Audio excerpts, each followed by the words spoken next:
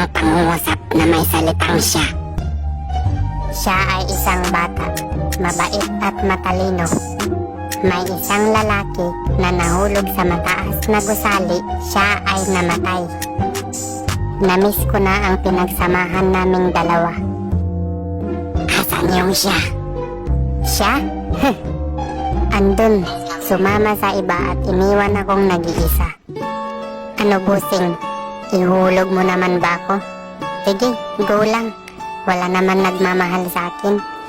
Kaya mas mabuti pang mawala na rin ako dito sa mundo.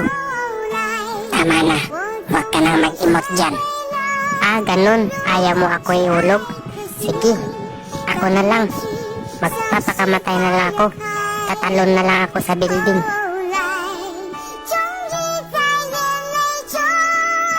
Paalam sa inyo lahat.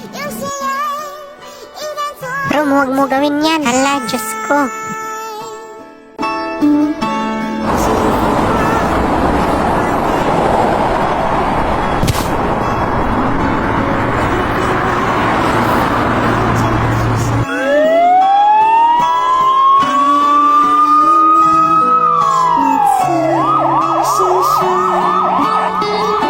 Kawawa naman si Rom. Niluloko na pala siya ng babaeng minamahal niya. Tara boss, sundan natin sa ospital. Tara, para malaman natin ang kalagayan niya. Dok, may lalaki ba ditong bagong dating lang? Opo, yung tumalon sa building. Yung katrabaho namin, Dok. Yung nagpakamatay ba? Kinalulungkot kong sabihin.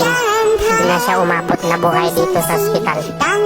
Hala, pupuntahan namin siya, Dok. Kawawa naman si Rob. Wala na nga siya.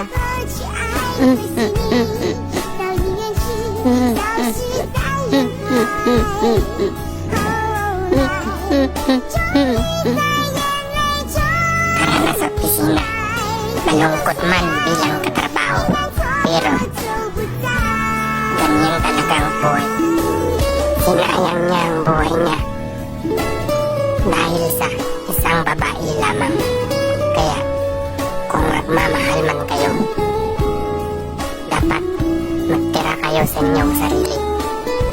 Hala, nahimatay siya. Uy, gising! Gising! Gising! Gising ka, gumising ka. Andiyan na si Busing, paparating na. Gising! Gising, gising, gising. Ha? Si Rom patay na. Asan na siya?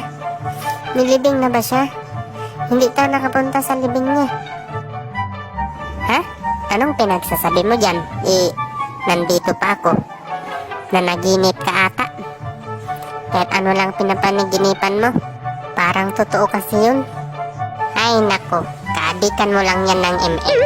At saka, paano ako mamamatay Daming nagsasabi immortal daw ako dahil maraming beses na ako nahulog sa building. Hindi pa rin ako namamatay. Wag ka, baka immortal to.